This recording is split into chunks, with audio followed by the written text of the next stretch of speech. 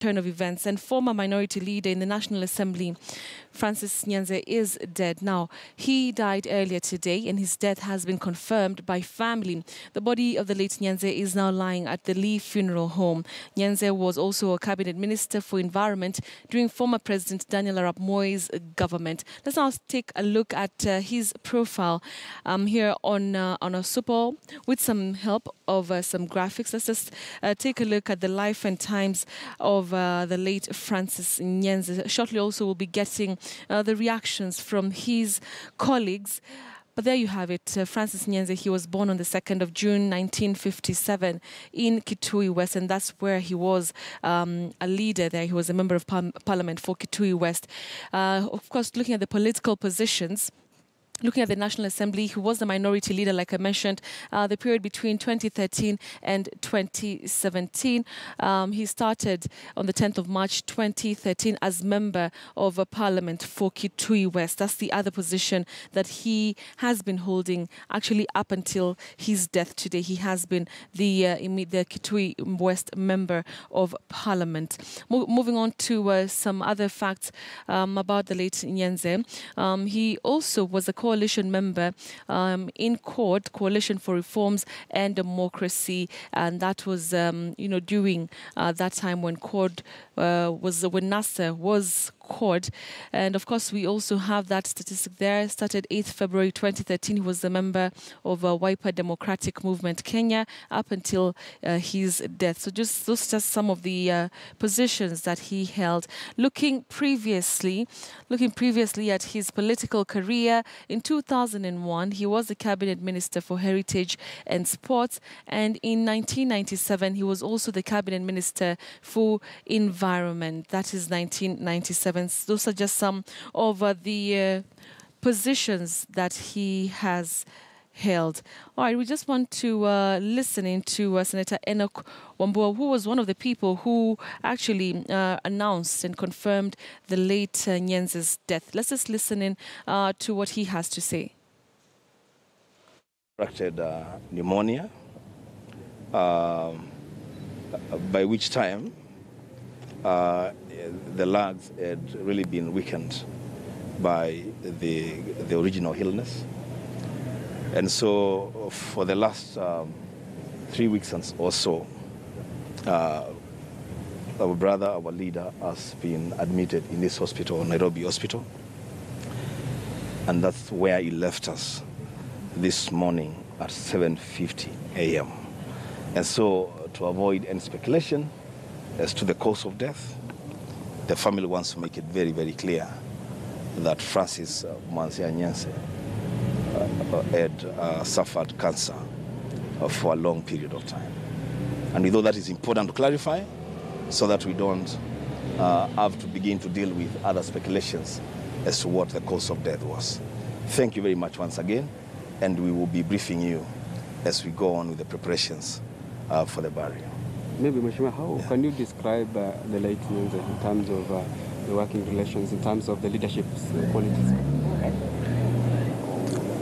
For now, I will not want to go into the details of his leadership style, but the one thing that I must tell this country, even from a family perspective, is that this country has lost a leader.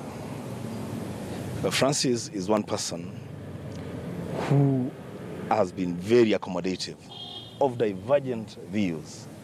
And one thing that we celebrate, and we will continue to celebrate him for, is his willingness to always nurture leadership.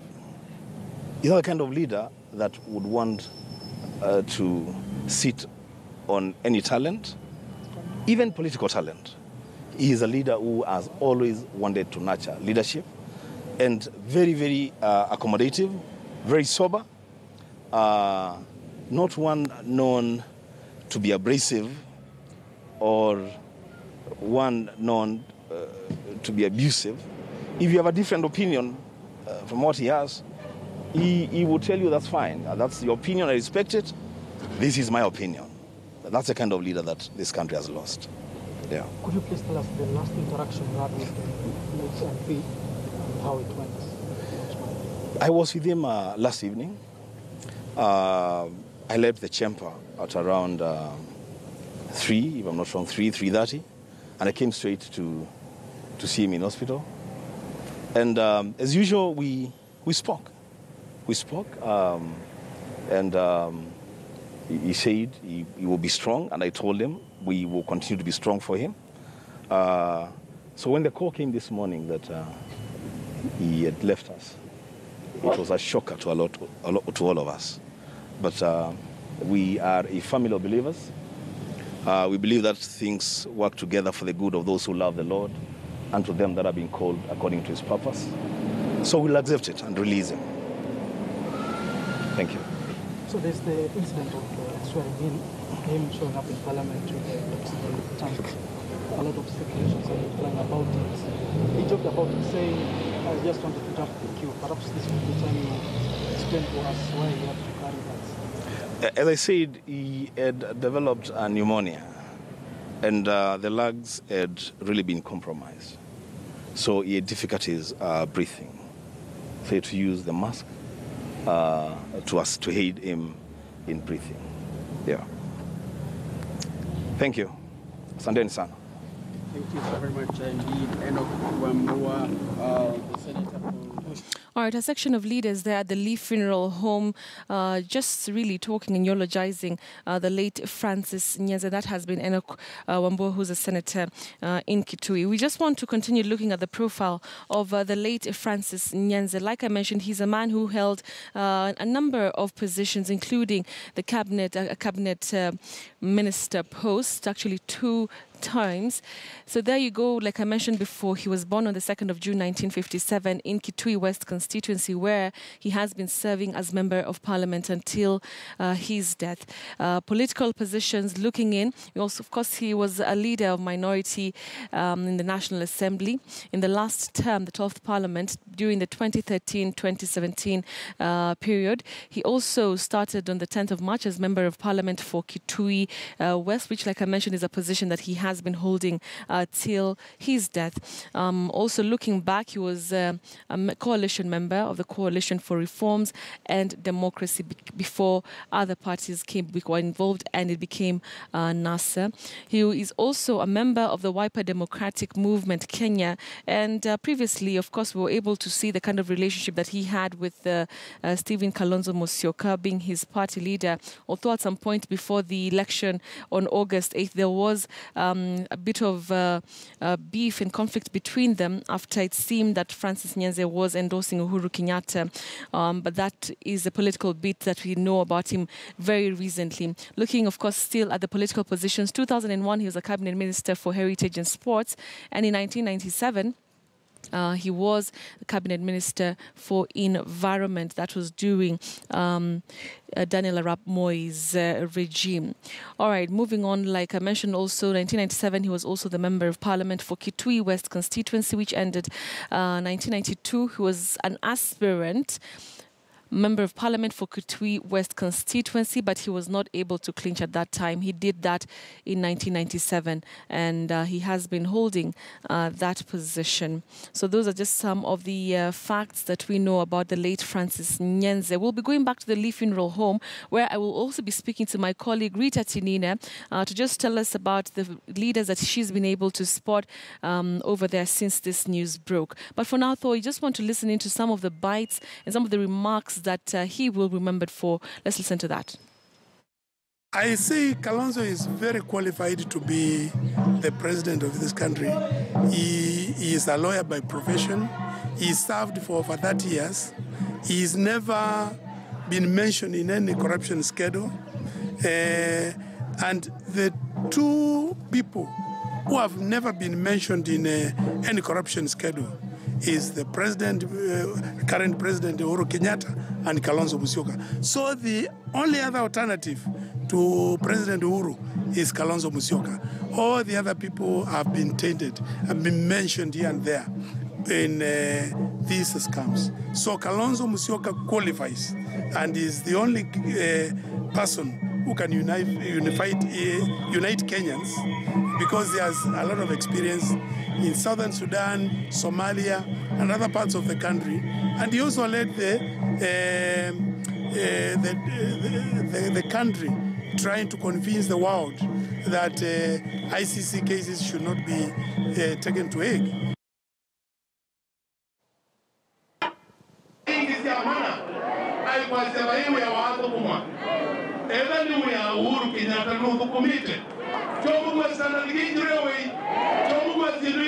To assure Kenyans that Honorable Francis Nyenze expressed his belief, and he may have lost out. But you know, sometimes it's good to take a strategic move back. And I want to assure Mheshimiwa Francis Nyenze nothing has gone wrong. I'm a tough negotiator. Even today, I still believe he would have been the best flag bearer. But for the party to continue, for us to move together, I've accepted. We move on. And I will not raise that issue another time because my boss had told me to shut my mouth. So today, I want to say that thank you, party leader, for showing trust in me. And I promise, whenever you send me, I'll represent you properly. That time I was annoyed that we had negotiated for a long time. And when you never got what we wanted, it is human for someone to be discouraged and annoyed. But now, once you give direction, we will follow you. Thank you. We will support you as a deputy or running mate for Raila. And it could be if I never made those hard decisions and never took that stand, could be they could not have gotten you as their running mate. So these are the kind of things that we should accept in life, but I'm very loyal to my party leader. Whenever he tells me to jump, I don't ask how many times. Mr. Speaker.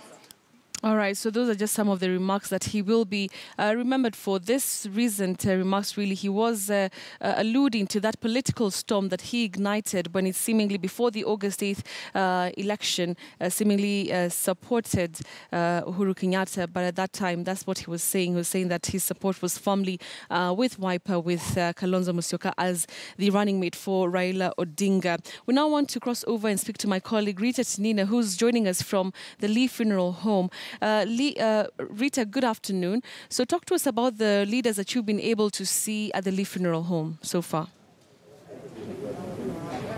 Good afternoon to you, Betty. Here at the Lee Funeral Home, really a somber mood here. Members of Parliament, the family members have also been here. We've seen the wife, about 15 members of Parliament. Water and Irrigation Cabinet Secretary Eugene Wamalwa has also been here. The members of Parliament saying the golden news.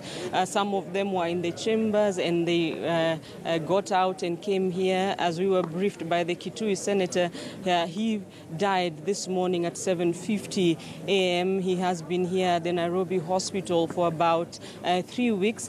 And speaking to us, the Kitui Senator just saying to avoid any speculation, the family agreed to let the nation know what caused his death. They say he's been battling colon cancer for about 10 years. And during the campaign period, he contracted pneumonia.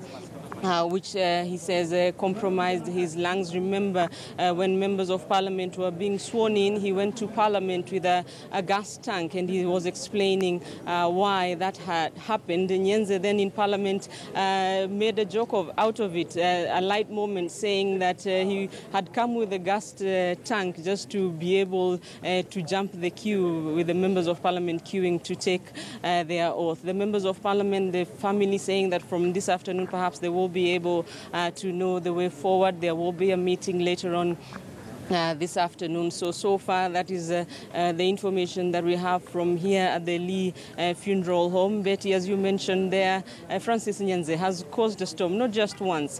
In 1997, remember when he was elected for the first time as a member of Parliament. Later, he was appointed under the KANU regime as Minister for Environment, and that was during a time when there was a lot of excision of forests. And by then, environmental activist, the late Professor Wangari Maathai, was against that. He actually wrote to the minister there was a little battle between the government and the environmentalists, but the government then didn't stop despite the campaign by Wangari Maathai's.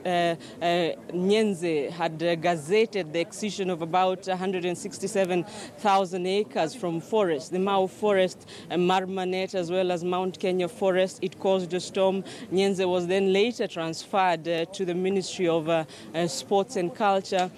In 2002, he lost the seat to Nyiva Mwendwa. In 2007, he also lost, but recaptured it in 2013. While he was out of parliament, he served as chairman of various boards, including the National Irrigation Board. In 2013, then he recaptured the seat, and in 2017 as well, he was re-elected. The members of parliament who have been gathering here, having fond memories of him, for now, they say he's among the senior-most politicians from the Ukambani region. They are saying he was a man who stood by his principles.